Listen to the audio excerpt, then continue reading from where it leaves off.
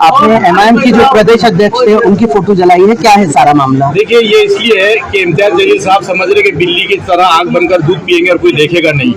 यहाँ की हुई धांधलियाँ, यहाँ पे टिकट बंटवारे के अंदर नाइंसाफियाँ, इसके खिलाफ हम लोग जो है तो उनके खिलाफ में आंदोलन कर रहे हैं। और मैं समझता हूँ कि इम्तियाज जलील साहब जो चाले चलते हैं पार्टी में रह के, दूसरों को बड़ी इत्तेहाद की दुहाई देते हैं, लेकिन वो इलेक्शन एन आने के मौके पर पूरे महाराष्ट्र की बॉडियां बर्खास्त करते हैं। यहाँ पर टिकट बंटवारे के अंदर किसी को शामिल नहीं करते हैं। बड़ी बड़ी पार्टियों के अंदर जो है तो एक कोर कमेटी बनती है, वो डिसाइड करती है, लेकिन यहाँ पर एक बाप और बेटे की कोर कमेटी बनी है, वो डिसाइड कर रही है कि किसको टिकट दिया जाएगा और किसको टिकट नहीं दिया जाएगा।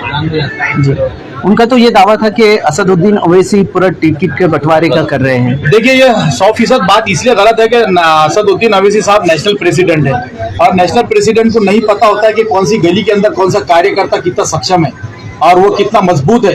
ये यहाँ की लोकल लीडरशिप को मालूम होता है कि भाई कौन सा कार्यकर्ता कितने साल से हमारे साथ में जुड़ा हुआ है और जो है तो ये काम करने के लायक है। उन्होंने क्या पहचानते हैं उसामा के काम को, उन्होंने क्या पहचानेंगे दूसरे जो पैराशूट लैंडिंग करवाई गई है टिकट के अंदर।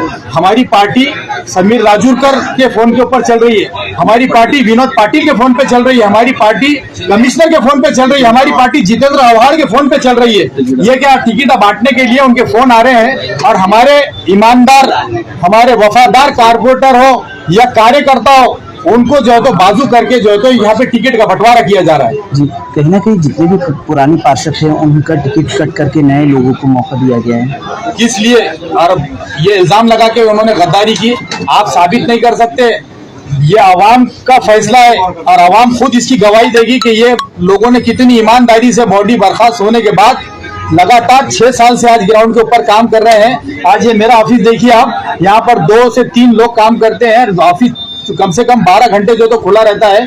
तो कौन गद्दारी करेगा? हम लोग तो आवाम के साथ वफादारी कर रहे हैं। इनको अगर ये गद्दारी लग रही है तो फिर गद्दारी ही सही। हम जी, आपने ये भी इल्जाम लगाया है कि पैसे देकर टिकट दिए गए हैं। यकीनन हमारे पास में जिन लोगों ने लिए उनकी मजबूरियां हैं कि वो बोल नहीं सकते क्योंकि उनको टिकट चाहिए था, लेकिन कहीं ना कहीं से जो तो बात खुल जाती है। जब इनको हमारी गद्दारियों का पता चल रहा है तो हमको इनके पैसे लेके कहाँ से टिकट दिए जा रहे हैं वो कैसा पता नहीं चलेगा? ये बताइए आप। जी, आगे का इत्मीनान क्या रहेगा आप? देखिए, हमारा एक ही नारा है कि हम लोग मजलिस के थे, है और रहेंगे, लेकिन इम्तियाज जलील साहब को सदारत से भी हटाना पड़ेगा, असद साहब को, और औरंगाबाद शहर के इलेक्शन से बाहर करना पड़ेगा। यहाँ पर उन्होंने दिखना नहीं। और आज भी ये मौका है कि अगर पैराशूट लैंडिंग के जो उम्मीदवारों को बी फॉर्म दिए गए उनको सी फॉर्म देकर हमारे कट करके उनके टिकट जो है तो आज भी जो वफादार जो हमारे लोग हैं, एक कमेटी कायम की जाए। हमारे उलमाओं के आप कभी राय नहीं लेंगे, हमारे शहर के मुखलिस लोगों की राय नहीं लेंगे आप लोग, छोड़िए हटाइए हम अगर हमारे को नहीं लिए, लेकिन आप बाप और बेटे मिलकर राय मशवरा करेंगे और पार्टी चलाएंगे तो ये चलने वाला नहीं है। जी, फारूक शाब्दी ने भी 2 मिनट में फारूक शाब्दी ने भी रेजिग्नेशन हुआ। देखिए, फारूक शाब्दी जब से बम्बई में गए थे उससे पहले संगठन वहाँ का बहुत कमजोर था, लेकिन फारूक शाब्दी साहब की तारीफ करेंगे कि उन्होंने वहाँ पर जाके संगठन में जान डाली, और वो जान डालने के बाद लोगों की कतार लग गई कि यहाँ पे 100 लोग आ गए मांगने के लिए बॉम्बे जैसी सिटी से। तो कहीं ना कहीं इम्तियाज जलील साहब की आंखों में खटका कि भाई 100 लोग आ गए, अब तो काफी धंधा पानी हो सकता है। तो ये यहाँ से उड़े और वहां चले गए। वहां जाकर उन्होंने खुद इंटरव्यू लिए। इंटरव्यू लेने के बाद में फारूक शाब्दी को ऐसा लगा कि भाई मेहनत करे मुर्गा और अंडा खाए फकीर। तो इसलिए उन्होंने जो है तो सोच लिया कि यहाँ डिक्टेटरशिप का राज है, यहाँ पर हमारी चल नहीं रही है। सदर साहब को ये हर वक्त गुमराह करते हैं, पता नहीं क्या उन्होंने गुट्टी पिला के रखे हैं। वो मैंने उनसे भी बात किया तो उन्होंने कहा इम्तियाज जलील साहब से बात करो, मैंने कहा उनसे सुनने को तैयार नहीं हो। तो आज हमको मजबूरन जो है तो ये कदम उठाना पड़ा, वरना हम कट्टर मजलिसी थे, है और रहेंगे। और अभी दूसरे इल्जाम लगाया पैसों का, अभी आपने सीधा इल्जाम लगाया। जिस तरह उन्होंने हमारे पर गद्दारी का इल्जाम लगाया, उसी तरह हमने जो है तो उन लोगों से पूछकर जिन्होंने पैसे दिए उन्होंने तो इल्जाम लगाया, लेकिन जिन लोगों ने टिकट के लिए पैसे दिए उन्होंने आके हमको बोला कि भाई हमने फ्री में टिकट नहीं लिए, पैराशूट से हम ऐसे ही नहीं उतरे।